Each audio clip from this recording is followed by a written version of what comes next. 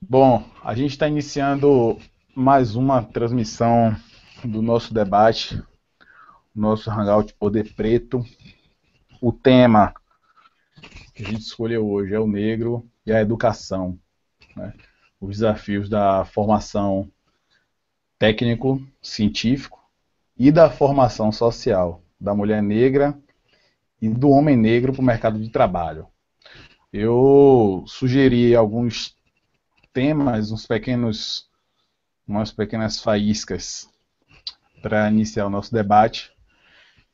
A Lei 11.645, que fala do ensino da cultura e história afro-brasileira e indígena, para a gente debater acerca dessa lei. Um dado de 2010 do IBGE, os universitários que fizeram o ENAD, apenas 6% se declaravam negros ou pardos. E na carreira de medicina, todos os concluintes do Brasil de 2010, apenas 2% eram pardos ou pretos. Debater sobre a lei de cotas, se ela parte de uma premissa racial ou social. Política de acesso ao ensino superior ou uma política de acesso e permanência do ensino superior. E o ingresso das negras e negros em áreas profissionais tradicionalmente ocupadas por brancos. Então, também aí tem uma problemática grande. Meus ilustres convidados, Cristina França, Luan de Jesus, Mestrão Rama, um salve. Quem quiser começar, fique à vontade. Tá. Então, eu vou falar de umas de experiências que eu tive, tá? Com relação à universidade. Eu sou de Porto Alegre, eu sou estudante de biblioteconomia da Federal daqui, e esse ano eu fui numa reunião de recepção de cotistas lá na minha faculdade. E os cotistas, calouros cotistas, né, no caso, eles não foram, né? E haviam cotistas, mas já que estavam um bom tempo na universidade. E foi interessante porque o meu curso, eu nunca tive nenhuma vivência, não que eu tenha percebido, né, pelo menos, de racismo, mesmo porque o meu curso as pessoas já são mais, não é da elite, tá? Ele é um curso mais humilde, digamos assim. Mas eu não que eu tenha percebido, né? Ainda mais eu que sou escura, né? E aqui eu moro no sul, né? Eu normalmente eu vejo essas coisas muito nitidamente, não percebi, mas enfim, me chamou a atenção assim alguns depoimentos, né, sobre os alunos. Havia um quilombola e havia também mulheres que assim aqui tem dois campos, tá? Eu fico no campus da saúde e da comunicação. E esse o pessoal fica no campus do Vale, que é bem afastado, né? Então, nesse campus do Vale é o pessoal mais da tecnologia e ciências humanas, história, sociologia, enfim. E eles relataram várias situações de preconceito racial, mas a gente perguntou por que os cotistas não estão aqui nessa reunião de recepção de cotistas. A resposta foi que quando tu entra na universidade, normalmente tu não te percebe como negro, por mais que tu, na hora de fazer inscrição, tu colocou lá que tu era preto, né? Tu era pertencia a raça não, enfim, vocês entenderam, que você era preto. Mas as pessoas não se percebem porque você entrou numa universidade e daí tu fica meio deslumbrado. E daí, a partir do segundo semestre, tu começa a perceber algumas coisas diferentes, como ser excluído de grupos de trabalho, como o que mais que eles relataram? O rapaz do quilombola, ele disse que ele percebeu que as mulheres sofrem muito mais que os homens no campus, né? Também tem a questão de professores que não querem dar aula para os cotistas, porque a gente entra no segundo semestre aqui, são os alunos que têm a pontuação mais baixa e os cotistas entram no segundo semestre. E alguns professores não querem, já não escolhem não dar aula nesse semestre, para essas turmas especificamente. Então, foram algumas experiências que eu percebi que eles vivenciam. Eu não vivenciei isso, mas foram depoimentos, né, que eu acho importante trazer aqui para cá. E isso foi num coletivo, essa reunião, e, e eu acho que os coletivos são muito importantes, mas eu acho que eles estão amadurecendo, não vou dizer que eles são imaturos, porque eu havia sugerido, se eles têm dificuldade de ter um colega para fazer um trabalho, para fazer alguma coisa dentro da universidade, porque muita gente não sabe o que é um PPT. Eu vim do ensino médio, do ensino da escola pública, eu não sei o que é um PPT, eu não sei o que é muita tecnologia que se usa dentro da universidade, né? Então, por que não se monta um grupo de monitoramento, né? E, lógico, se renova isso a cada ano para ajudar esses colegas a interagir, né? A tentar a interagir dentro do. Sem ajuda deles, já que eles não têm ajuda, né? Então a gente pode ajudar eles. A gente não vai fazer trabalho para eles porque cada curso é diferente, mas a gente pode indicar as ferramentas aonde ele tem que procurar. E daí foi proposto isso, mas não foi adiante, tá? Então, assim, eu vi que há algumas dificuldades, né? E depende muito do curso, se o curso é de elite, né? E, e essa dificuldade, às vezes, vai depender também da permanência do aluno, né? E eu vi que tu colocou aqui num dos temas, que era essa questão da permanência, né? No ingresso. Não me lembro agora qual era o tópico, e acho que entra muito nisso, né? Sim, Era isso que eu queria colocar. sem dúvida. Antes de passar a palavra ao Luan, esse foi um dos, ou ao Rama, ao Luan ou ao Rama, ou quem queira falar, esse foi uma das problemáticas que me levaram a colocar essa questão como tema, não é? A política de acesso à universidade, não é? Na teoria, ela é muito bonita, mas é preciso que também haja uma discussão madura sobre a permanência do cotista na universidade. Porque a inclusão não é só abrir a porta da universidade, é também fornecer todo um aparato que garanta a permanência desse cotista no ambiente. O Luan Rama.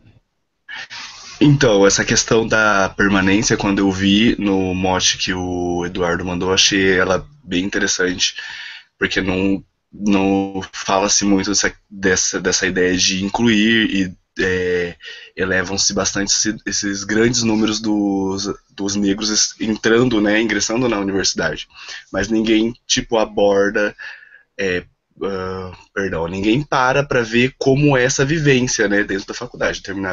Determinada universidade aqui em Bauru, um amigo meu que é cotista veio falar para mim que ele tinha um problema na biblioteca, se eu podia emprestar um livro na biblioteca por ele, porque ele tinha um problema, porque os cotistas não podem pegar o mesmo número de livros que os outros podem, tipo, parece que é limitado, são 5 livros para alunos pagantes e menos de 3 livros para alunos cotistas.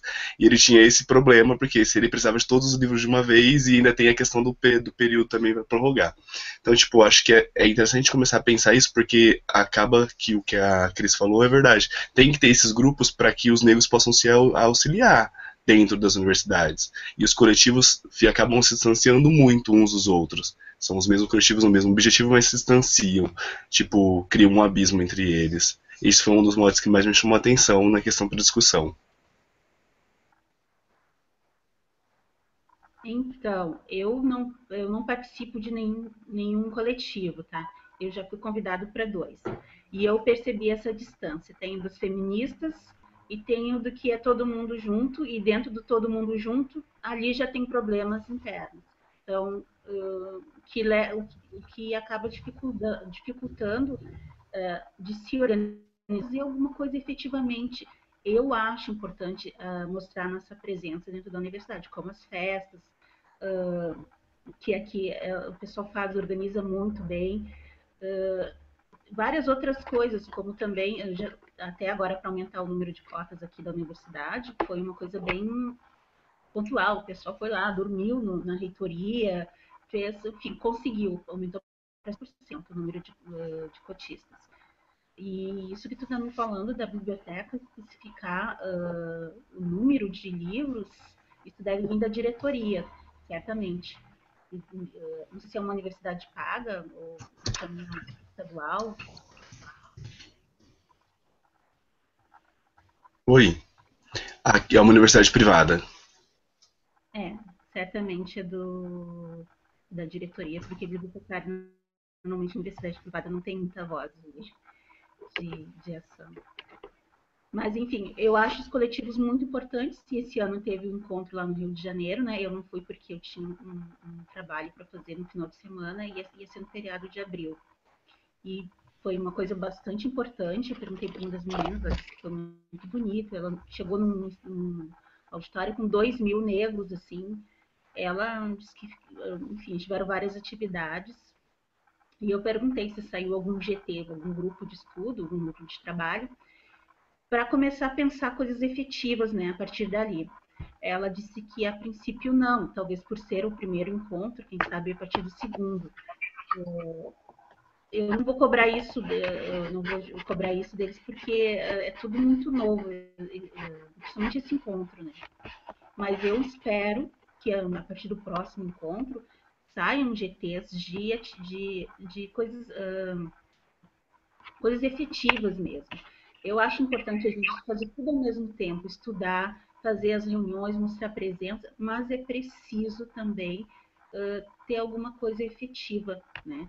Tanto que nesse meio tempo aconteceu de um rapaz que ele está fazendo, ele é de Moçambique, e ele estava com uma dificuldade com o trabalho dele. Como eu havia sugerido isso, de ajudar, né? Uma das meninas lembrou de mim e falou se eu poderia ajudar. Afinal, não podia ajudar tanto que eu sou graduanda, ele já está no doutorado, né? Mas ele queria que lesse o trabalho dele, alguma parte, para ver se ele estava dentro do contexto do Brasil. Mas, assim, então eu deu para perceber que é uma coisa que precisa, né? Seria legal de, dentro dos campos, né, os coletivos se organizarem nesse sentido, né? Eles já fazem bastante coisa dentro daquilo que eles podem, né? Mas seria legal também ter isso. Essa coisa da universidade particular, ela fazer diferenciação entre o acesso à biblioteca do pagante e do cotista, se eu não me engano, em algumas instituições isso é previsto. Agora, se isso é legal ou não, é uma coisa a se investigar, sobretudo se aí na sua cidade de Luan tiver um observatório contra o racismo. Aqui na minha cidade, recentemente, alguns coletivos, eles organizaram um observatório contra o racismo, do qual eu fiz parte também, por algum tempo, e esse observatório era encarregado de receber denúncias desse tipo, inclusive no que tange a questão do racismo institucional, o racismo praticado pelas instituições. Do jeito que você falou, eu acredito que isso configura uma situação de racismo. E não há outro motivo que justifique limitar o acesso de um estudante ao material didático simplesmente pelo fato dele não ser um pagante. Sendo que, de certa forma, o cotista também é pagante, porque a instituição que adere ao sistema de cotas, ela recebe benefícios do governo. Eu acredito que seja isso.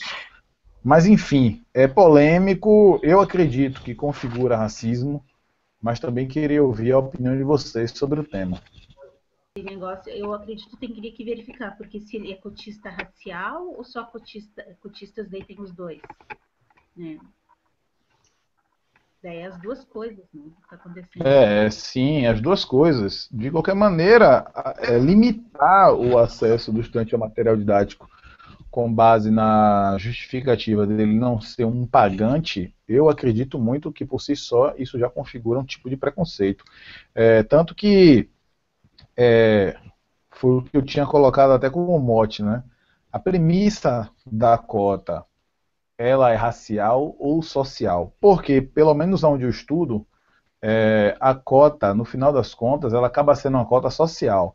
Ainda que o estudante ele se declare negro no ato da matrícula, ele precisa comprovar a baixa renda para poder efetivar sua matrícula como optante das vagas destinadas aos negros.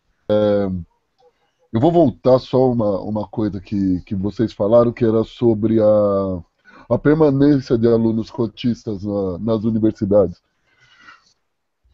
Assim, tem uma série de problemáticas é, desagradáveis dentro disso, porque assim, muitos alunos, não digo todos, mas uma grande maioria, ainda tem a ideia que o Eduardo colocou bem a priori, que foi da vontade. Na verdade, ele não colocou com essas palavras, mas, assim, de uma boa vontade do negro se manter nas universidades.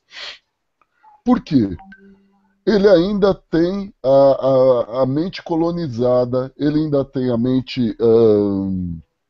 Como que eu posso explicar? A mente. Bom, enfim, ele ainda tem a mente do negro escravo. E assim, o estudo para ele não aceita que ele possa ser alguém, que ele possa estudar. Quem faz isso, além de ter desconstruído toda uma ideia, ele ainda ele se desprendeu desses dogmas sociais, da ideia Gilberto Freiriana. Então, assim, essa é uma problemática de desconstrução de que o povo normalmente não tem. Infelizmente, a maioria não tem. Mesmo, vou entrar na eles acham que entrar num curso superior é ir para boteco, é ir para se divertir, é pegar as menininhas. Ele muito negro, e que eu vejo, ele acha que ele está no American Pie quando ele vai entrar na universidade. E, na verdade, a realidade é outra para quem, de fato, está a fim de estudar. E vamos colocar da seguinte forma. Se você já é pobre, negro, você não vai estar incluso naquele espaço. Não adianta você chegar e acreditar, eu faço parte daquilo, que você, infelizmente, não faz. Você vai lá sugar aquilo que os brancos detêm e vai colocar para você. Mas você não vai, porque você está dentro de uma universidade, você é menos negro. Não, você continua sendo um negro na universidade.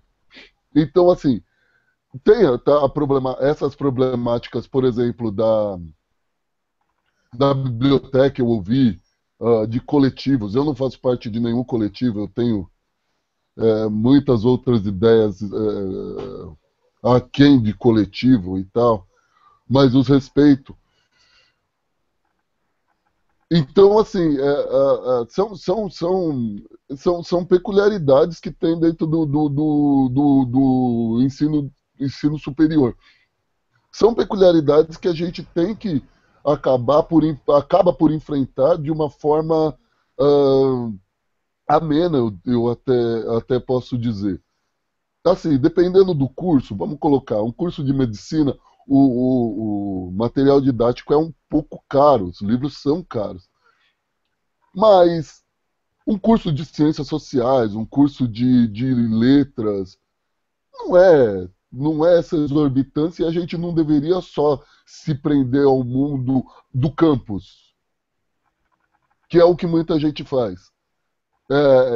Inclusive, essa ideia do que falaram, o outro menino, esqueci o nome, perdão, falou que sobre a universidade, a biblioteca, que o cotista não podia pegar determinados livros ou não podia ficar tanto tempo com o livro.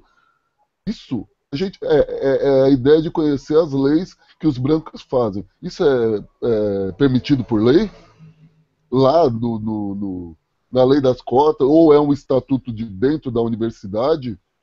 A gente tem que consultar isso aí, e ver qual é de fato a ideia, se pode ou se não pode. A questão também, assim, ok, se é uma coisa que está dentro das diretrizes da universidade, é verificar que critérios ela utilizou para determinar esse número X de livros. Por que isso? Né? É usar também de coerência, né? De qualquer maneira, eu penso no seguinte: a universidade particular, ela é um lugar, é uma terra de leis muito mais opressoras para o negro, para o cotista, do que a universidade pública, né? A universidade pública ainda tem aquela coisa de socializar os livros por meio de xerox, etc. E na universidade particular o professor vai falar, compre o livro tal, que vai estar lá no livro. Eu digo isso com base no exemplo de uma amiga minha que ela expôs essa situação, pediu uma contribuição para os amigos para comprar um livro.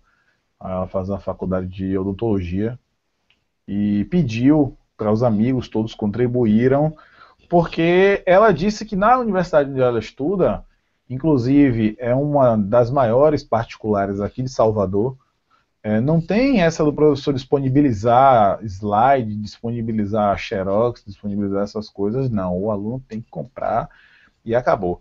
O agravante do aluno que tem o acesso à biblioteca não poder tirar a quantidade de livros que o estudante pagante tem, é como eu falei, o Rama, Cris falou, e Luan, isso serve para que vocês procurem isso aí, saber primeiro onde que está essa regra, se é o estatuto mesmo da universidade, se é uma portaria, se isso é oficial, porque cabe sim uma investigação, descontinuar esse mecanismo urgentemente.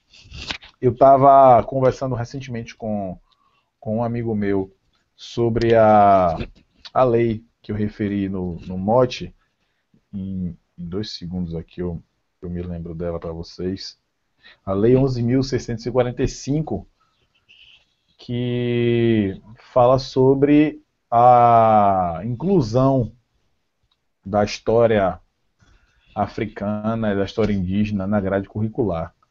E esse amigo meu, ele tentou fazer uma explicação sobre Exu na sala de aula e uma das alunas dele, de 12, 13 anos, não me lembro bem, ela começou a chorar, porque para ela aquilo era o demônio, enfim.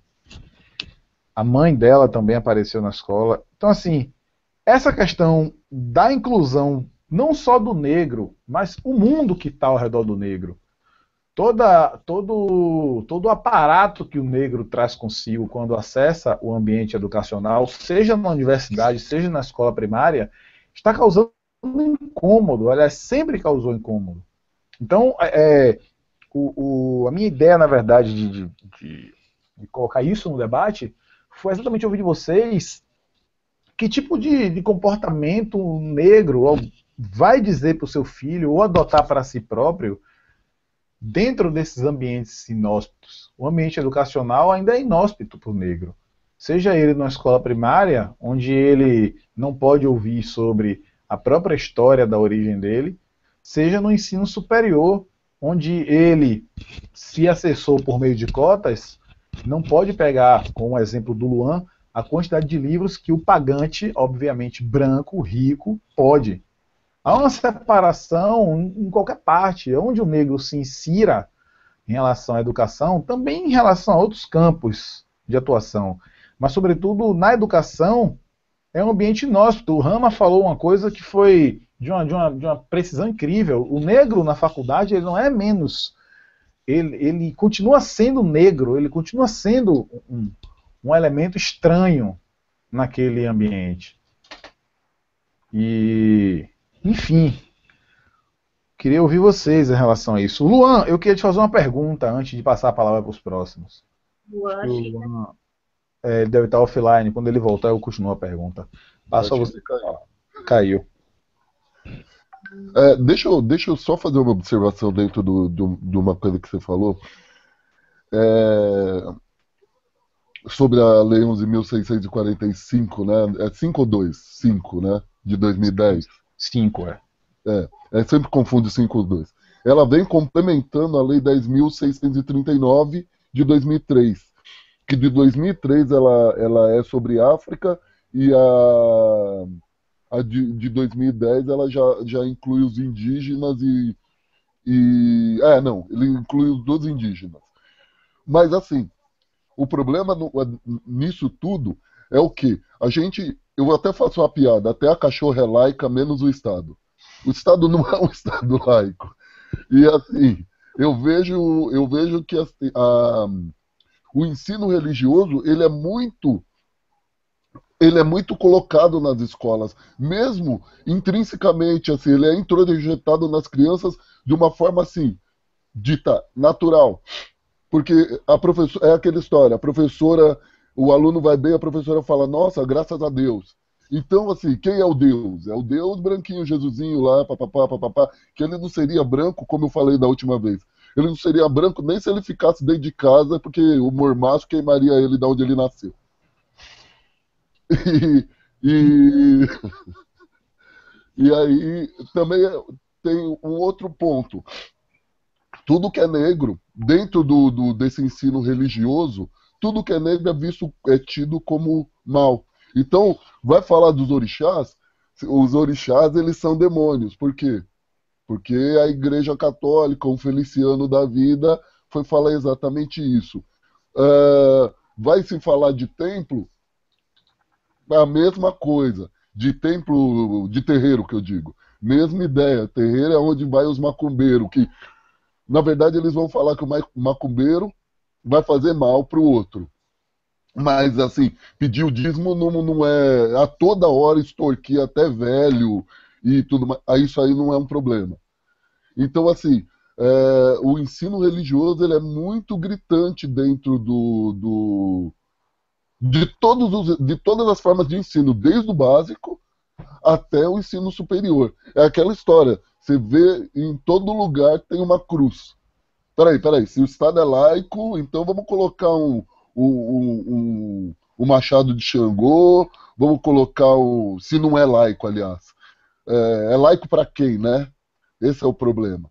Então, a gente vê isso aí no ensino, então falar de coisa de preto é profanar tudo que é branco. Tem até não sei se vocês viram um meme com uma frase do Ali. Ele fala assim: eu me dei tão bem, eu fui tão bem no boxe que eles tiveram que inventar o rock.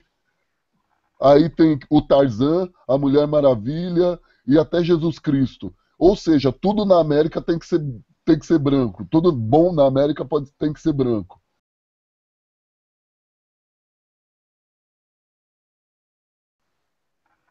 Então, são coisas que a gente tem que desconstruir na gente e não deixar as crianças serem influenciadas com isso. Porque o problema, quem a gente consegue salvar hoje é a criança. Eu tenho um ditado para isso que eu falo sempre: é muito difícil ensinar truque novo para cachorro velho. Verdade. Com relação à lei, é uma coisa que tem que partir da gente. Primeiro com a educação dentro de casa, e com relação à escola, é chegar na diretora e ver a grade curricular de como é que essa lei vai ser tratada dentro do ensino. Isso tem que partir da gente. Só assim é que vai mudar. E não só isso, como existe uma Deixa eu certa... só te interromper um minutinho. Pode falar. Desculpa, me perdoa. Isso que você falou é interessante sobre nós irmos perguntar da grade curricular, mas eu sou professor, eles vão te mentir, eles vão te apresentar. Eu posso te apresentar as PCNs e falar que as leis vão ser cumpridas a 11 mil, a 10 mil e a 11 mil, eu posso falar para você que não terá ensino religioso na escola, porque está previsto, e vou te mostrar as leis, mas eu vou fazer exatamente o contrário na hora que você virar as costas e colocar sua criança preta lá para estudar. Eu, professor branco, vou fazer exatamente o contrário. Então, essa fiscalização, você tem razão, plena razão nisso, mas ela não pode ser no âmbito de só pai e direção. Deveria ser uma coisa mais forte, mais forte. Para isso, a gente precisava de mais professores negros, né? Porque, sei lá, vamos colocar a tia empregada doméstica que não pode ir para a escola, como que ela deixa de trabalhar para ir lá fiscalizar professor? Não vai conseguir. Então, a gente teria que ter muito mais profissionais. Mas me perdoa de ter te interrompido, pode continuar. Então, daí eu ia complementar com relação a isso, não só questão de tu ir lá, tu cobra essa posição e tu também cobra uma reunião, porque assim, existe essa resistência, né, de outros pais. E tu que está interessado nisso, né? E de esclarecer para eles como é que isso vai ser posto para as crianças. Daí tu fala a pessoa que não pode, né? Que ela tem horário e tal. A escola vai ter que se adaptar a isso, tá? Ela vai fazer uma reunião sábado de tarde, não sei o que ela vai fazer, mas ela vai ter que se adaptar, tá? Chamar, é que assim, ó, a gente vai ter que cobrar da direção uma postura. Não sei se nas escolas tem, hoje em dia tem conselho de pais, né? E assim, tu buscar os meios que tu tem e mostrar, né? Olha, vai ser tratado isso. Eles disseram que eles têm uma grade curricular, né, para isso. O que vai ser tratado dentro da sala de aula? Mostra para esses pais, vamos conversar sobre isso. Vai ter os resistentes, mas eu quero que eles ouçam sim. Eles não vão simplesmente vão se negar a ouvir, pelo menos, né? Mas daí é colocar o que vai ser feito e esse conselho de pais, cobrar-se isso durante o ano, vai ser posto em prática, né? É óbvio que isso vai existir um esforço maior, isso vai existir uma coisa acima disso. Talvez a senhora lá que trabalha como empregada doméstica não possa ir na reunião, mas vai ter outros pais que possam fazer isso. Eu espero eu não sei como, essa seria a minha sugestão, né? Conselho de pais, conversar e mostrar para os pais, porque a maioria não deve estar de acordo com isso, mas mostrar o que vai ser conversado na sala de aula para os filhos deles, o que vai ser mostrado, como é que isso vai ser trabalhado. Se o professor não tem isso pronto, ele que prepare e mostre para os pais como é que vai ser. Até evita esse tipo de constrangimento, né? Da menina chorar, da mãe na escola, né? É bom para o professor, para ele se resguardar também disso, né? Essa seria a minha sugestão, né? Nesse sentido. Não sei se daria certo, mas é uma tentativa, né? De qualquer maneira, a cobrança ela é necessária em qualquer um dos casos. Talvez o efeito realmente seja um efeito reativo por parte dos docentes. Eu tenho uma filha de 8 anos que já teve algumas questões que eu precisei resolver na escola. Não, obviamente não tem muito a ver com essa questão da gente, é uma coisa mais particular de alguns livros dela que atrasaram, mas enfim. E eu notei uma certa resistência da escola em atender a minha exigência como cliente, e o que eu percebi foi que esses livros demoraram muito mais de chegar. Imagine se for uma questão delicada. Eu falo de uma questão corriqueira, de livros que atrasaram, e acontece muito nas escolas. Imagine uma questão delicada, como uma questão de descumprimento da grade curricular. Né? De você ver que as escolas se limitam a pintar a criança de índio, por exemplo, e dizer que aquilo ali é um atendimento, ou no dia, enfim, falar da África. O que eu penso em relação à escola infantil é que eu concordo com o que vocês falaram, mas que eles não estão nem um pouco interessados em cumprir essa diretiva. E eu não sou muito otimista em relação à fiscalização dos pais, porque a escola dissimula, eles dissimulam. E eu, nesse sentido, eu não sei que tipo de postura um pai ou uma mãe pode ou deve tomar. Eu entendi o que vocês colocaram, até mesmo pela vivência do. Esqueci o nome. Mas, enfim, eu entendi completamente, mas eu acho que tudo para nós é muito fácil, né? Não foi a gente chegando, tu, por favor, tu poderia fazer isso. Não, não, as coisas não funcionam assim para nós, quando a gente quer alguma coisa. Eu fui numa reunião, um encontro que teve aqui em Porto Alegre, e ela contou uma situação que ela foi ao médico, uma emergência no hospital, e pediu atendimento, porque estava com aquela questão da Zika vírus, e ela foi, e a pessoa disse para ela voltar para casa. Ela ficou sentada ali na recepção, porque a mãe dela foi buscar um refrigerante, alguma coisa no refeitório do hospital. Enquanto ela estava ali sentada, ela verificou que chegou mais duas pessoas, uma era uma mulher e depois chegou um rapaz, um adolescente, e a pessoa que estava fazendo a triagem passou essas pessoas para o mesmo tipo de atendimento que ela estava solicitando. Essas outras pessoas eram brancas. Daí ela disse que, bom, então assim, não adiantou eu pedir, né? Eu vou ter que fazer um alarido, como a gente diz aqui pelo sul. Então ela foi lá, brigou para conseguir o atendimento. Nada para nós vai adiantar chegar lá, pedir para a escola. Não adianta, é fiscalização, é ficar em cima. O problema é assim, que cada um tem a sua vida, que é isso que eu percebo, né? Cada um tem a sua vida, tem os seus compromissos.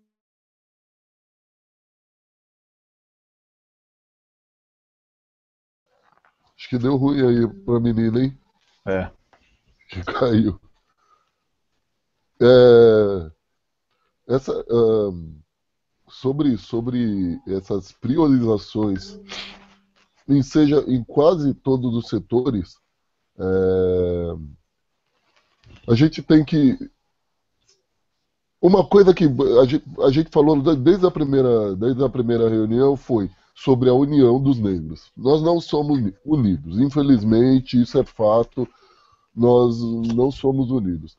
Porque, assim, uma coisa que quase ninguém se atenta é que o racismo no Brasil, ele é muito gritante, fato, só que, assim, ele é institucional, só que a gente não tem leis contra nós.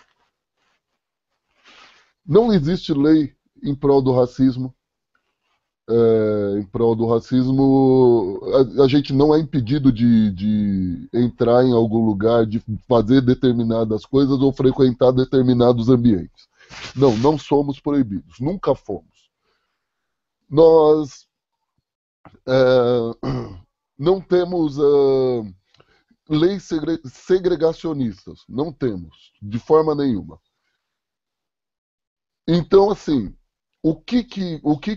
qual seria um caminho que a gente poderia seguir para poder fazer alguma coisa em prol da gente mesmo? Não demandar de Estado. O demanda do Estado é que acaba com a gente, porque a gente acredita que estamos amparados pelo Estado. Nunca estivemos. O Estado ele nunca amparou ninguém, quer dizer, ninguém negro. Então, assim, primeiro passo seria união. Segundo, seria um boicote. A pessoa faz isso, que fica complicado, por exemplo, no caso do hospital e tudo mais. Mas se, por exemplo, for numa universidade, aí, uma universidade particular, se houve alguma coisa, tá bom, então, vou pegar minhas coisas e vou para outra universidade, vocês não são os únicos. Sabe, nós temos esse poder ainda, desse discernimento. Não é cutucar, ficar lá, já que eu não sou bem aceito aqui, eu vou ficar aqui cutucando. Não, se todos nós tomarmos essa mesma atitude, Por exemplo, eu fui destratado na universidade, tem mais 3 irmãos junto lá que também foram destratados. O que a gente faz? Vai buscar outra universidade, não fica ali batendo cabeça. Isso é o boicote. Boicote funcionou, sempre funcionou, porque é mais uma letra do Racionais, lá, aquela voz ativa. Nosso dinheiro eles nunca discriminam. Então é bem essa. Sim, a letra toda, o pedaço todo, o que eles querem que existam é um país bonito e rico, mas sem negros nos estados. Se esse é um país que acredita. Ai, agora eu esqueci. Mas assim, ele vai falar no final, nosso dinheiro eles nunca discriminam. E é fato, nosso dinheiro eles não vão discriminar. Então a hora que a gente tiver. Nosso dinheiro não tem cor. A hora que entrou o dinheirinho ali, perdeu a cor. Então, assim, o que a gente precisa fazer em todos os setores é o boicote. Por quê? Porque as instituições são racistas, mas elas são racistas sem fazer o alarido que a menina falou, sem se denunciar. Ela não fala, eu sou racista, não gosto de preto. Simplesmente eles se omitem e agem de uma forma que a gente sempre sai prejudicado. Então, a gente precisa prestar mais atenção nisso e se unir. A união é um ponto fundamental e crucial para a gente poder ir para frente e acabar com esse tipo de tratamento que a gente acaba passando. Seja nos hospitais, seja nas escolas, seja aonde for, nós não somos 53 ou 57% de cidadãos no Brasil negros? Então somos a maioria. Se somos a maioria, a gente manda nessa merda. Vamos unir, tentar acabar com essa mente escrava, mas é aquela história. Não se ensina truque novo para cachorro velho. De repente é mais fácil ensinar para sua filhinha de 8 anos, ô Eduardo, para as minhas, que são novinhas, a minha mais velha vai fazer 7, mas são todas novinhas. Então, a ideia seria chegar e incentivar a colocar toda essa ideia de desconstrução na cabeça das crianças. Mas, enquanto estivermos vivos e jovens, enquanto a gente puder fazer, vamos tentar levar o máximo que puder dos nossos. Mas as crianças socorro, que barulheira foi essa aí? Mas vamos embora. Eu tomei um susto, estou com fone. Mas, então é isso. Então, dois pontos. Boicote e união. Se a gente boicotar todos os setores e se unir, pronto. Você pode ter certeza que muda a coisa aqui.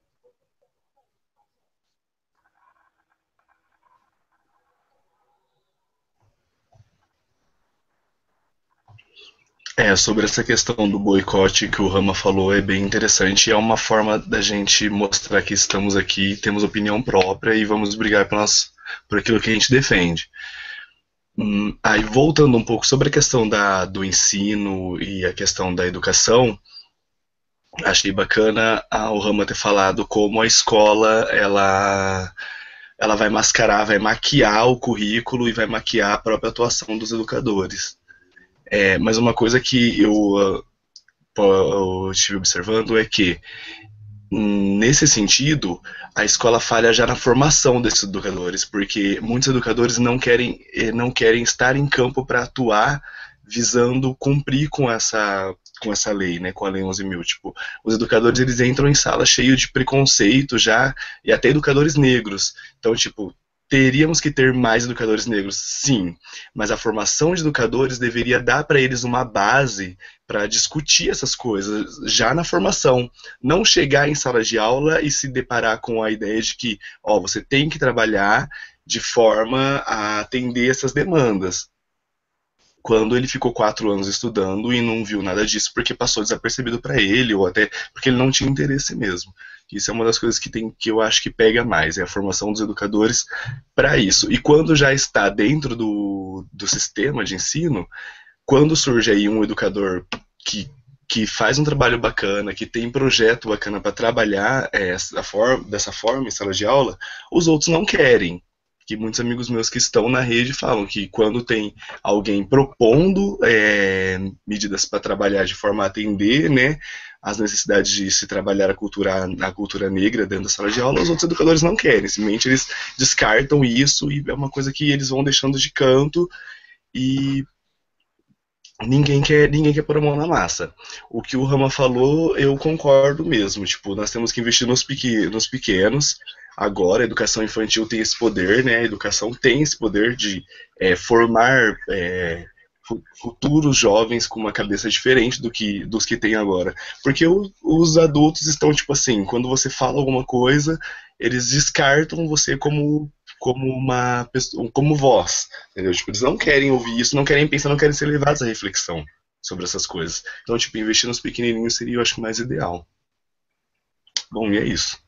Ô Luan, concordo com tudo que você falou, mas a ideia é o negro, quando ele entra na universidade, fica os 4 anos lá que você mesmo acabou de citar. Quando ele entra dentro da universidade, isso é uma mente colonizada. Ele entra dentro da universidade, ele já entra se achando diferente, ele entra se achando menos negro. Ele não acha que, não, eu sou um negro que tenho que evoluir, levar os meus. Não, não, ele acha, olha, a negrada tá tudo na merda, eu saí, eu só tô com o pezinho lá na merda, eu vou estudar e vou ser respeitado pelos brancos. Não, não vai. Não vai. Você vai continuar sendo neguinho, você vai continuar se fudendo. Eu citei isso da última vez. Kabengele Munanga fala exatamente isso nas aulas dele. Eu sou um homem negro, professor da USP, doutor, não sei o que lá. Só que assim, no meio da favela eu continuo sendo um homem negro e a polícia vai vir encher meu saco se eles me virem na rua, se eles cismarem comigo. Ou seja, a gente ainda tem a mente colonizada, a mente medíocre, que acha que o negro, se ele ascende um pouco socialmente, essa diferença, lembra, Eduardo, que a gente estava falando sobre luta racial e luta de classes? É exatamente isso. Se ele ascende socialmente, ele acredita que ele está ele acredita, não que ele esteja, num nível um pouquinho maior do que o outro negro, ele já não se acha tão negro quanto. Ele acha que o negro tem que ser sofredor, tem que, tipo, padecer pela sociedade, tem que ser o lixo social, o rebotalho social. E essa é a mente que a gente tem que drenar. Sobre isso que o Luan falou, eles boicotam a gente. Eu tentei, por isso que eu não faço muita parte de grupos disso e daquilo, justamente com isso, nem na escola. Eu só comuniquei. Eu falei para minha coordenadora, eu falei, eu tô ensinando sobre o Luiz Gama e sobre algumas literaturas africanas. Ela, você não pode porque não cai no vestibular. Eu falei, a senhora conhece as leis 10.639 e 11.645 de 3 e 10? Mas estou respaldado pela lei e eu estou ensinando quem eu sou. Eles são negros, eles fizeram história, eu sou professor de literatura, eu vou fazer isso. E eu quero ver quem me impeça, me processa. É foda, mas você tem que ser, numa dessas você tem que ser pintudo, você tem que chegar metendo o pé no peito, que senão não funciona, não funciona. Tanto que aí ficaram de boca aberta que no último Enem caiu o Agostinho Gomes, que foi o presidente de libertação quando Angola se liberta. Ele foi o primeiro presidente. Pois é, e ele foi escritor também. Caiu um poema dele no Enem. Oi. Então, assim, gente, aí você fala, você faz sozinho? Fiz a minha parte, não fiz. Ensinei lá os poemas dos neguinhos lá, os neguinhos que escrevem, como que é? Os neguinhos escrevinhador. Eu fiz isso, fiz, e vou continuar fazendo a todo momento. Se eles vierem me boicotar, é aquela história. A gente estuda não pelo diploma, não pelo título, não pelo nada, é nosso conhecimento. Mas, socialmente, qual é a intenção de pegar título? Poder gritar lá de cima. A hora que você chega no doutorado, você fala, e aí, rapaziada? Então, agora quem está ditando tudo sou eu. Ouçam, vocês se limitem a ouvir. E a gente tem que fazer isso. A gente tem que fazer isso. Lembra do curso sobre pan-africanismo que eu mandei até o link aqui, Eduardo? Se quiser, eu mando de novo.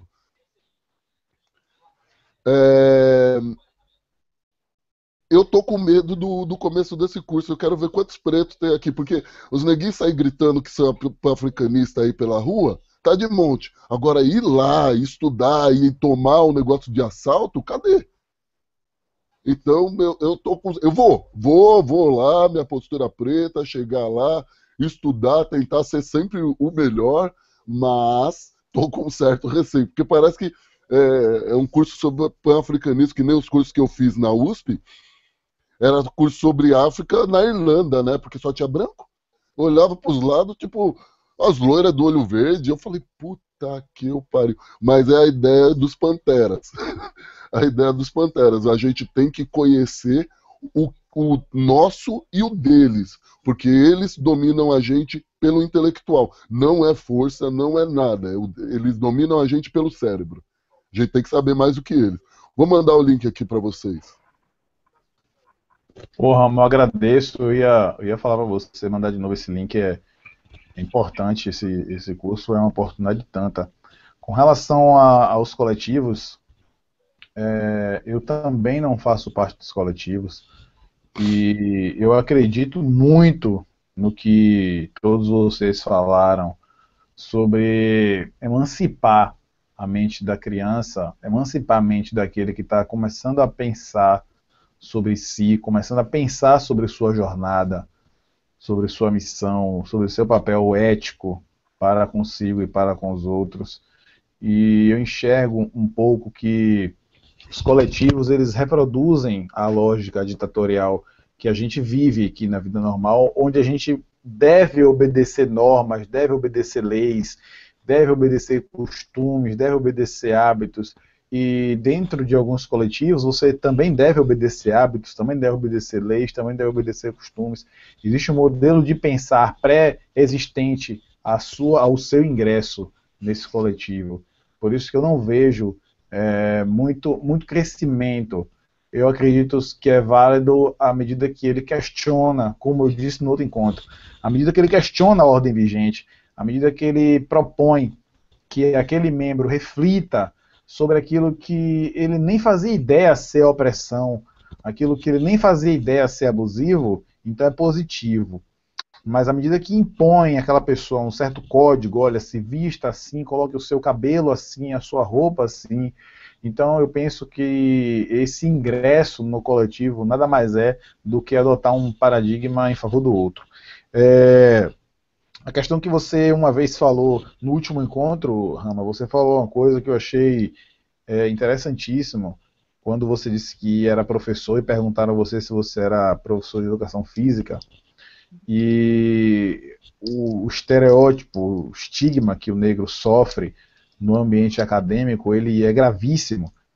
Eu me lembrei de quando também você falou sobre os autores que você trouxe para suas aulas, um professor meu, que eu não vou dizer aqui a disciplina e muito menos o nome dele, porque é uma transmissão pública, mas ele ofereceu para a gente, e assumindo que era fora da ementa, ele sugeriu para a gente Peles Negras, Máscaras Brancas, de Fanon, que foi publicado pela editora da Universidade Federal da Bahia, e dizendo a gente que ele estava oferecendo um livro sendo subversivo. Ele falou, pessoal, olha, eu estou sendo subversivo, estou oferecendo esse livro aqui para vocês e etc. Sugeriu outros também. Mas eu penso que hoje a maneira que a gente tem de provocar o amadurecimento dessas mentes mais novas é pelo caminho subversivo. sabe? É oferecendo a eles coisas que estão fora do feijão com arroz que é dado nas escolas, que é dado nas universidades. E é isso que eu penso. Pegou isso aí. É,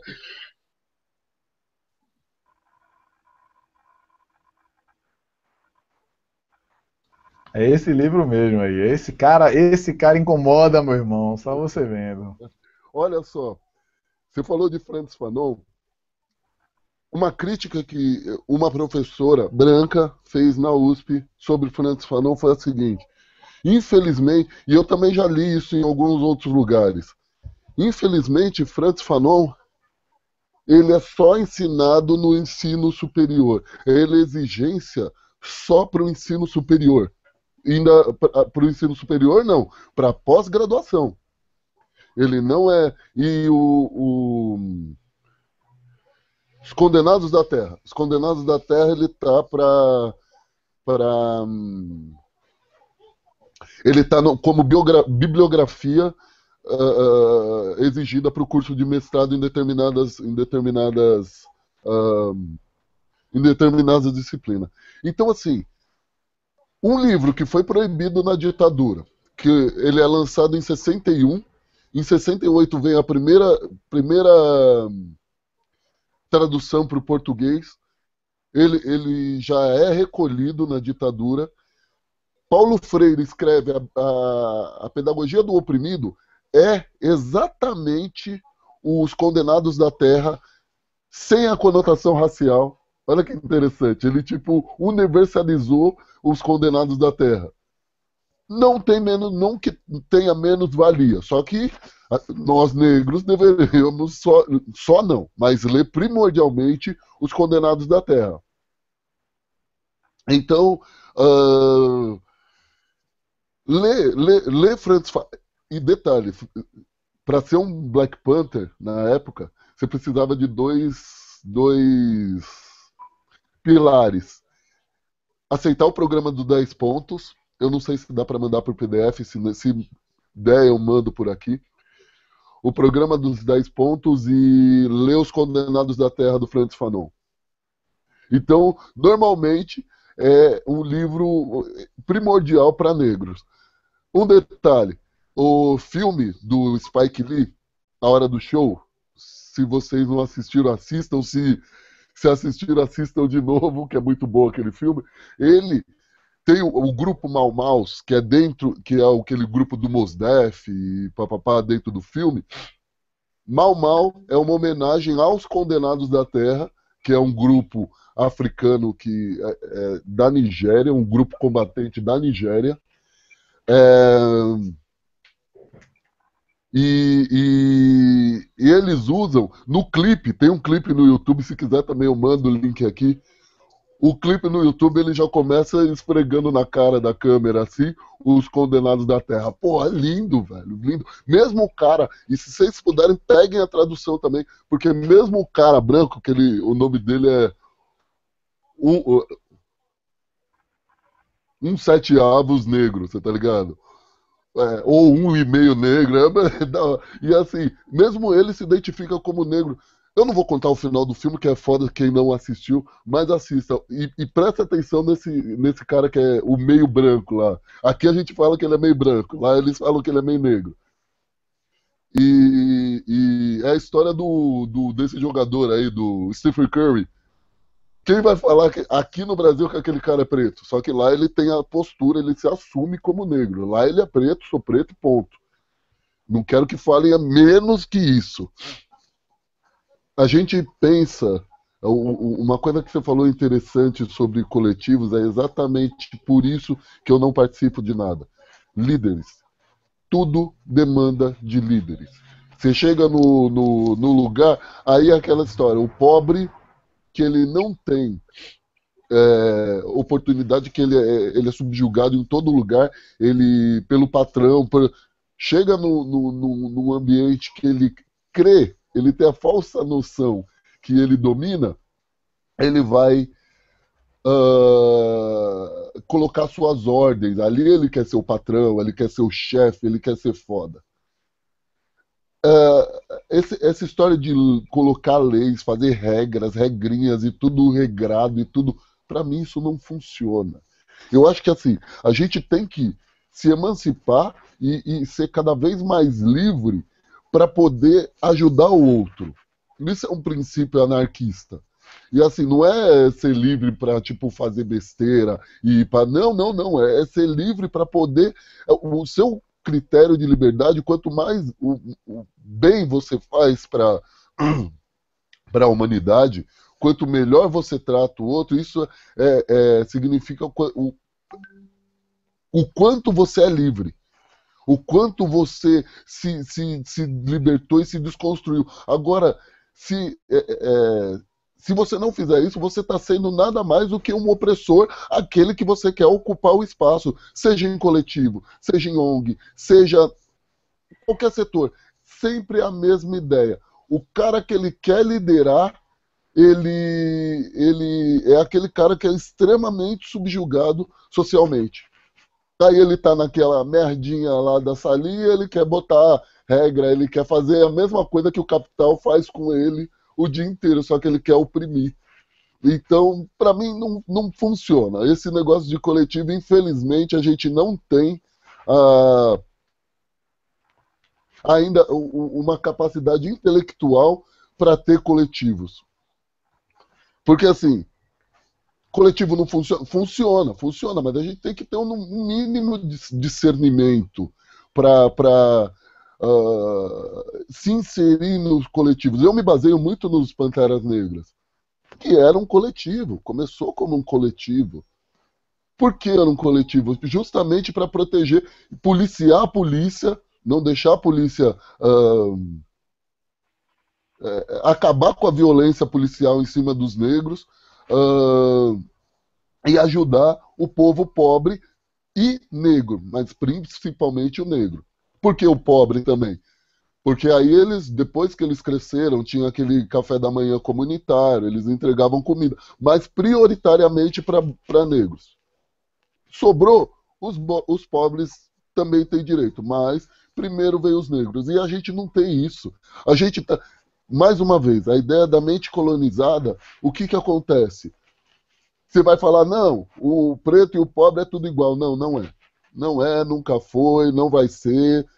Pelo menos no Brasil, não. Então, assim, não vem com essa conversinha de, não, porque a gente tem que ajudar os pobres primeiro. Não, não, não, não, não, não. Vai dar ruim, tá errado isso aí. Vamos ajudar primeiro os negros. Depois a gente vai ver o que os pobres fazem aí pela vida. Por quê? Porque é a velha história. Quando o branco ascender, ele vai meter o pé nas costas do negro. Fácil, fácil. Nas costas não, que ele vai estar em cima. Então ele mete o pé na... Perdão. Ele mete o pé na cabeça. Sempre assim, fato. Então, o demandar de líderes e a ideia de coletivo, a gente tinha que se estruturar muito intelectualmente, se libertar muito socialmente para poder alguma coisa andar. Tanto que existem coletivos da década de 80 ou menos, 70, 80, que começou a ideia de movimentos negros por aqui. E aquela história do TV Pirata que eu falei sobre a família negra lá. Tem até no YouTube. Ninguém fala nada. Ninguém fala nada. Cadê os coletivos? Você só serve para ficar brigando lá, neguinho. Eles disputam melanina e quem leu mais livro? Pô, você lê o livro e pega essa informação, faz o quê? Enfia no olho? Véio? Não usa isso. Então, isso de disputar melanina é uma coisa chata. É uma disputa, porque um querendo ser mais preto que o outro, dentro da salinha. Saiu da salinha, todo mundo quer ser inserido na sociedade, comprar seus carrinhos, comprar suas casinhas, tipo, os sociais. Né? Então, somos todo mundo, tipo, estamos escalando a pirâmide social. Tô gostando, gosto assim de ver. Sobre como que é a união que vai mudar essa situação. Eu também acredito nisso. Também eu concordo com ele que os cachorro velho não vai dar para ensinar truque novo nenhum, tá? Tem vivência, tá conversando com a pessoa e pessoa negra e ela simplesmente me calar diante da minha conversa ou dizer assim, tu só fala sobre isso, tu está muito ficcionada com isso. Então, assim, eu vi que essa pessoa não está aberta para conversar sobre nós, sobre as nossas questões. E não adianta porque pior, se tu insiste pior, parece que a pessoa pega raiva daquilo. Então eu prefiro não insistir, porque vai acontecer um momento que ele vai ter um choque de realidade, vai acontecer alguma coisa, e essa pessoa vai vir conversar comigo, como já aconteceu 2 vezes. Pessoas diferentes tiveram um choque de realidade e me chamaram offline para conversar sobre algo que aconteceu. E daí sim eu teve abertura para me ouvir. Então a gente não pode ficar contando com esses acontecimentos esporádicos, sabe? Acho também que é a partir das crianças que pode mudar, mas aí é que tá. Quem é que está criando essas crianças? São as mesmas pessoas com quem eu estou tentando conversar, não é? Se eu não tenho, se a escola não está colocando em prática a lei para ensinar o mínimo possível sobre a história da África, como é que vai se criar essa união? Né? Eu pergunto isso para vocês. Outra coisa sobre os coletivos, eu já fui em várias reuniões, eu fui até uma do Panafricanismo, aprendi bastante com eles, só que eu questionei o que isso efetivamente iria nos ajudar. Eu entendo, acho bonito toda do que significa o panafricanismo, mas assim, dentro da nossa realidade, né? A tia lá da favela, o tio da favela, tipo assim, o que isso vai ajudar ele, né? Porque o panafricanismo ele depende também muito de um governante, de alguém, né? E eu perguntei quem é que além de nós aqui nessa sala está conversando sobre isso, escrevendo sobre isso. Daí ficou um silêncio. Mas é importante, mas é importante a gente aprender o que. Tinha até um cara de Camarões lá nessa reunião até. É importante a gente falar sobre isso. Eu também acredito que é importante falar sobre isso. Mas eu tenho necessidade de coisas mais imediatas, né? E isso estaria um pouco distante da nossa realidade. Se eu tenho hoje alguém que entra na universidade, ela mal consegue dizer a palavra negro ou se identificar como negro, mesmo ter entrado como cotas, como é que eu vou chegar falando de panafricanismo sobre isso, né? Isso é uma coisa. Com relação às pessoas dentro da universidade, elas entram meio deslumbradas realmente, pensam que é festa, pensam que é American Pie, que nem o Rama falou. Mas elas lá dentro elas têm um choque de realidade no segundo, terceiro semestre, elas já não estão mais com aquele espírito, e é quando elas procuram os coletivos, né, para se integrar, para ter um meio de convivência, né? E ela tem esse choque de realidade porque acontece várias coisas dentro da universidade. Alguns não acordam, como eu já vi, né? Continuo levando, porque o círculo de amigo deles são pessoas brancas, a vivência dele é branca, e ele, entre parentes, está no meio dos iguais dele, né? Então, esse não é assunto para ele não interessa. Ele interessa a meritocracia, que nem o Rama falou, dele comprar o carro dele, dele construir a vida dele, né? E eu não consigo ver essa união, infelizmente.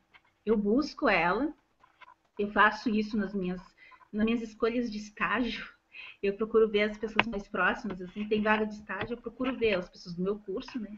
E sempre procuro verificar uma pessoa negra também, e não só por ser negra também, mas que eu também sei que é um bom profissional. Mas, assim, é muito complicado colocar. Não sei se a gente vai chegar onde é essa união, né? Porque se eu dependo de instruir os menores, mas os maiores, que eu quero conversar sobre isso, eles não querem falar sobre isso, quem é que vai conversar com as crianças sobre isso, né? Seria mais isso. Que eu queria falar, tinha mais uma coisa. Esqueci, depois qualquer coisa eu volto.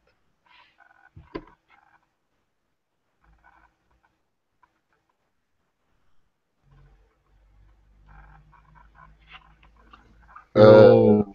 Opa, foi mal. É rapidinho, Rama, só eu não vou foi intervenção longa não, eu só queria dizer que algumas das referências que a gente trouxe aqui, tanto a cena final do Tropa de Elite, que a arma é apontada para a cara de quem aplaude, e a referência do Rama dos 10 pontos do Partido dos Panteras Negras, e o episódio Pai Sou Negro da TV Pirata, eles vão ficar disponíveis como link aqui no vídeo para quem estiver assistindo depois. Pode continuar, Rama, desculpa interromper. Ah, sim, coloca também o clipe do Mau Mau. Opa, desculpa. Coloca também o clipe dos Mau Maus lá do filme A Hora do Show. Peraí, deixa eu não esquecer o que eu ia falar. Calma, calma, calma. Sim, lembrei. Sobre essa história que a Cris falou sobre não se conseguir conversar com os mais velhos, também vem daquela história de aceitação e desconstrução de quem você é. Por que você não quer falar sobre o negro sendo negro? Porque você está na sua zona de conforto. Estar na zona de conforto, o que é a zona de conforto? Por exemplo, vamos falar de um sambista aí, esses da década de 90, esses sambistas aí que ganhavam dinheiro, já arrumavam um carro importado e uma loira. Por que ele não quer falar ou defender o negro? Porque ele acha que a sociedade o aceitou. Ele acha que ele ascendeu socialmente, que pelo dinheiro que ele ganhou naquele momento, ele não é o mesmo negro que ele era tocando lá na favela onde ele morava. Ele é o mesmo negro, sim. Só que assim, ele está confortável. Estando confortável, você fala, eu posso me complicar, eles podem descobrir que eu sou negro se eu começar a falar muito de negro. Não, não, filho, você tem espelho em casa. É só olhar no espelhinho lá. Olhou no espelhinho, você continua neguinho. Continua, tá neguinho da mesma forma. Sua carteira tem um trocadinho a mais? Legal, legal. Você está dentro do capitalismo, você precisa beber, você precisa comer. Mas assim, esquecer quem é, esse é o problema. Por quê? Seu travesseiro sabe quem você é, porque você vai chorar nele. Seu espelho sabe quem você é, porque você passa todo dia em frente a ele. Pode colocar seu perfuminho importado, sua blusinha cara, mas ele sabe que por baixo de toda aquela ideia, você continua neguinho. E a sociedade não te aceita, você não faz parte dessa sociedade branca, elitista, machista, homofóbica. Você não faz parte. Parece clichê falar de sociedade alternativa, mas o negro é uma sociedade, não é nem alternativa, mas ela é exclusa, porque ninguém é feliz.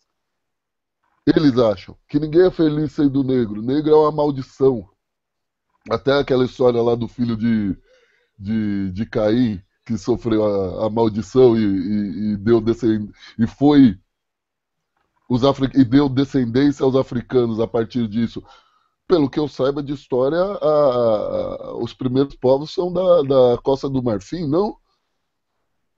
Então, assim, peraí. Se o cara foi amaldiçoado e foi africano, por que os primeiros povos são africanos? Quer dizer, a história é sempre embranquecida, sempre embranquecida.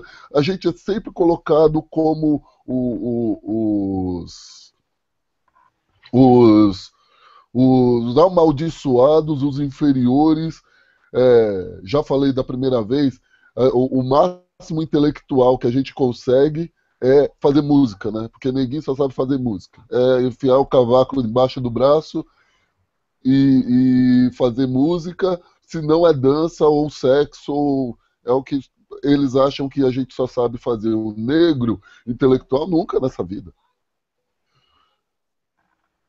Essas problemáticas são coisas que a gente precisa parar, pensar, refletir e ver esses negros que se aceitam, Porque esses negros que não se aceitam, eles vão aplaudir esses estereótipos, como da música, do sexo, do... Quanto negro não chega por aí ele chega para as loiras aí, para as brancas e tal. Ah, porque eu tenho, tipo, 50 centímetros de pênis. Oi, filho. Isso aí é vantagem para quem? Então, assim, ele vai chegar, nossa, eu sei tocar um cavaquinho muito bem, você não tá ligado. Hã? Não que não seja mérito, pô, você aprendeu a fazer alguma coisa, mas você saiu do estigma do que o negro é para a sociedade? Não, não saiu. Aí quando se fala, porra, eu faço, que nem a outra pretinha lá, eu faço engenharia. Você não tem cara de engenheiro. Ah, você é professor de literatura. Literatura, negro, literatura, não cabe. Ah, tô fazendo psicologia. Negro psicólogo, onde já se viu? Não tem. É a barba, né, Eduardo? É a barba. Você não. Se colocar a barba. Não... Freud não tinha barba, né? Isso que é foda. Tipo. Então, assim, o cara, tipo, além de tudo, te subjuga, né? Fala, não pode ser psicólogo. Imagina, a barba. Ah, é mesmo. E o Freud usava o quê? Cueca na cabeça, né? Então, legalzão, gosto assim, quando usa cueca na cabeça. É triste esse tipo de coisa. Aí você vai vendo como a sociedade, ela. E o cara, além dela ser racista, o cara que vai falar esse tipo de asneira, ele acaba, tipo, Você mostra um pouquinho de conhecimento, ele já começa a sambar em cima do sapato, que ele não sabe para onde que ele vai. O cara já se perde, fala, não, eu não sou racista. Sabe o que que é? É que eu tenho o pai do tio, do avô, do meu sobrinho, é moreno. Tá vendo? Eu não sou racista. Você tá olhando pra cara dele, tipo, tá, e? Então, isso mostra o nosso racismo, o nosso racismo social, o racismo do negro, que não é essa ideia do racismo reverso, é traduzida no negro que ele não entende, não. Ele não aceita ser negro. Ele não quer ser negro. Ele acha que ser negro é um demérito social. E aí ele vai incutindo e ele vai nos menosprezando. E como a gente falou no primeiro encontro, a gente nós não somos indivíduos. Nós somos bloco. A sociedade branca, elitista, vê o negro como um bloco. Então, se você, Eduardo, fizer uma cagada aí na Bahia, o cara vai chegar aqui em São Paulo, olhar para mim e vai falar, ele vai fazer a mesma cagada. Fica vendo, vamos esperar, vamos sentar e vamos esperar. Somos bloco, somos bloco. Tipo, não temos nem cérebro. O cérebro é única, é uma massa, assim, única para todos os negros. A ideia é essa. Então, o fato é, vamos desconstruir essa ideia.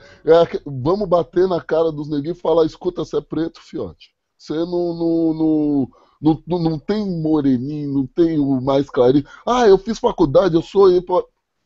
Tá, foda-se, tem um espelho? Olha no espelho lá e veja. Quem é você? Seu travesseirinho sabe quem você é. Você sabe quem você é? Ah, então tá bom. O cara tem que tomar choque de mente, que se ele não toma choque de mente, ele vai ficar naquela zona de conforto. A zona de conforto é um perigo para qualquer assunto, mas por esse assunto étnico, ele passa a ser perigoso ao extremo.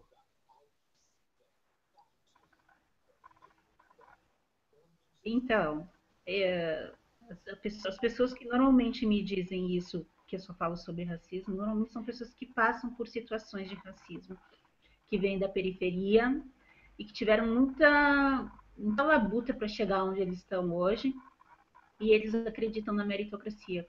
Tá?